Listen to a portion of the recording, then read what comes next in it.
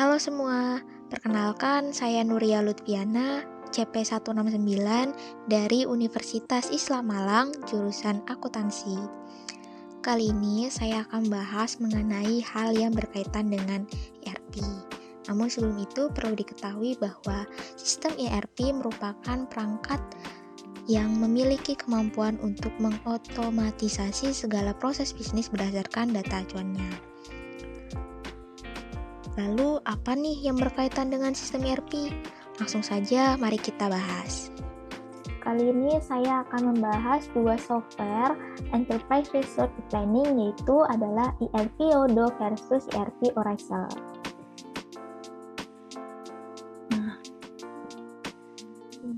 Sebelum itu kita harus mengetahui dulu nih bahwa Odoo merupakan sebuah aplikasi atau software bisnis yang menawarkan banyak kemudahan bagi para pelaku bisnis untuk mengelola kebutuhan sebuah perusahaan.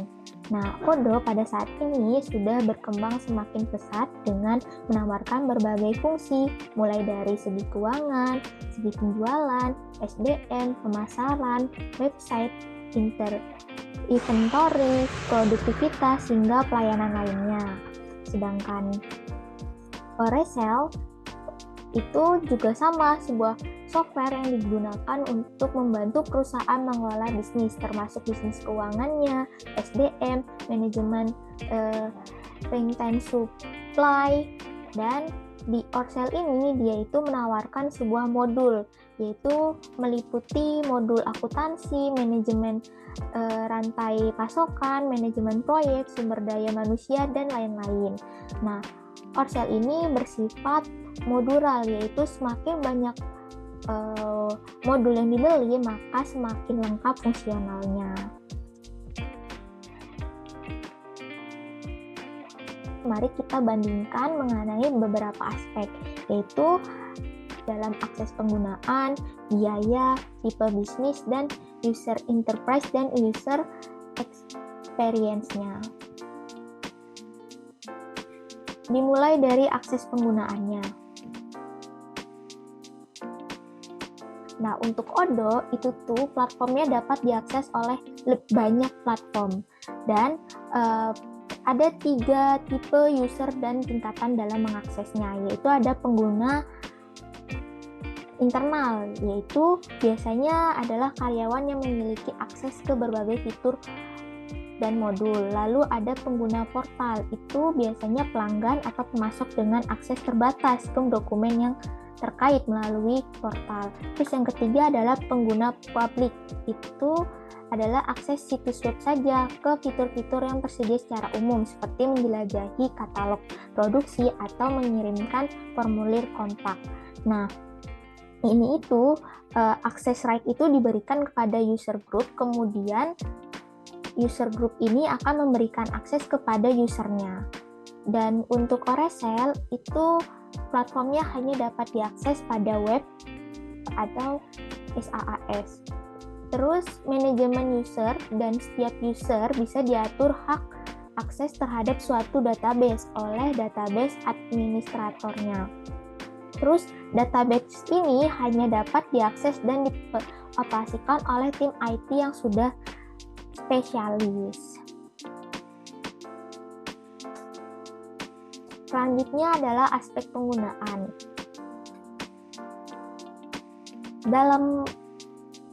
Pada software Odoo itu ada 3 jenis biaya, yaitu ada biaya lisensi, biaya implementasi, dan biaya hosting server.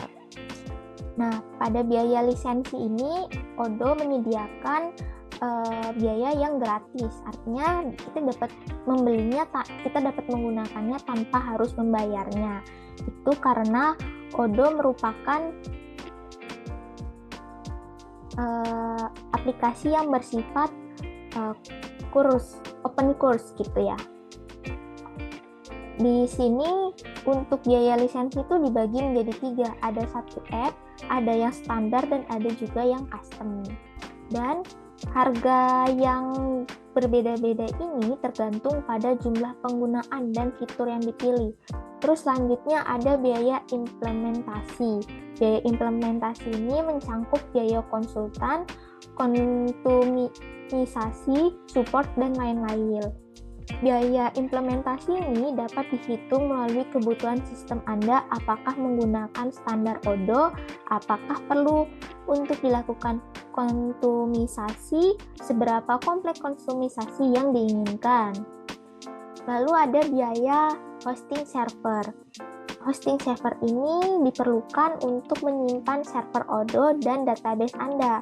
Itu bisa berupa on-premise atau cloud maupun ODO-SH. Lalu untuk biaya atau harga dari Oracel, itu pengguna Oracel ini sangat memakan banyak biaya, mulai dari device sampai diperlukannya DPA yang handal. Makanya kisaran harganya itu ada di sekitaran harga 100 sampai 300 juta per modulnya. Nah, Oracel ini dijual dalam bentuk konfigurasi yang berbeda-beda tergantung dalam ukuran bisnis dan kebutuhan perusahaan masing-masing.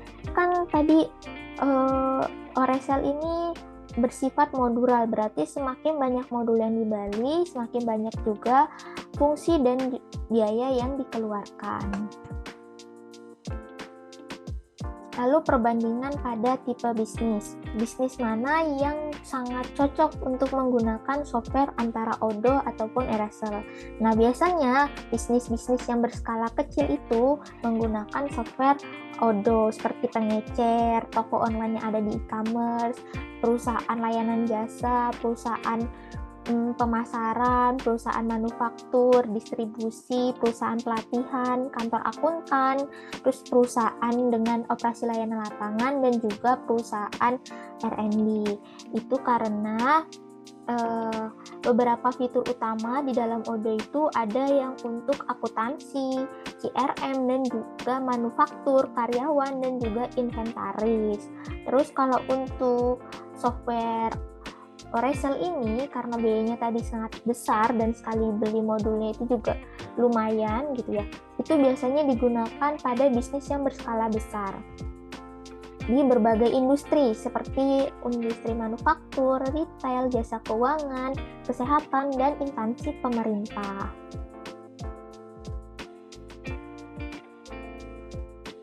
Selanjutnya adalah tampilan enterprise pada halaman ODO maupun pada halaman Oracel. Ini yang saya ambil adalah pada halaman homepage atau dashboardnya aja. Nah, kalau misalnya di ODO, homepage-nya ini terlihat lebih simpel dengan desain yang modern. Pengguna juga dapat melakukan filter modul berdasarkan kategorinya. Sedangkan tampilan homepage pada Oracel itu terlihat ketinggalan zaman dengan jarak antara komponen yang sangat berdekatan. Main menunya pun kurang menarik perhatian dengan tampilan list yang cenderung berantakan. Namun, pada halaman favorit di Oracel ini, itu memiliki tampilan homepage yang hampir sama seperti ODO.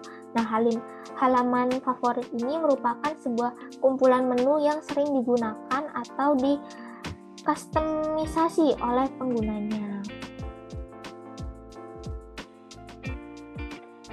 Jadi, dapat disimpulkan bahwa jika ingin menggunakan software yang sederhana, yang simple, dan kelihatan menarik, itu dengan harga yang terjangkau pada bisnis yang masih berkembang, sebaiknya menggunakan software ODO. Sedangkan jika perusahaan tersebut sudah berbisnis berskala besar, terus itu memerlukan biaya, tidak masalah dengan biaya yang dikeluarkan untuk membeli fitur-fitur atau fungsi di dalam sebuah software itu, maka bisa menggunakan ERP Oracel. Nah, pada akhirnya semua itu akan berbalik pada sebuah kebutuhan dan kenyamanan perusahaan.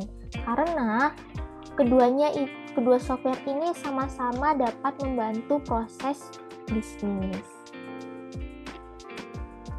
Sekian dari saya. Semoga apa yang saya sampaikan dapat bermanfaat. Apabila ada kesalahan dalam berucap, mohon dimaklumi. Terima kasih.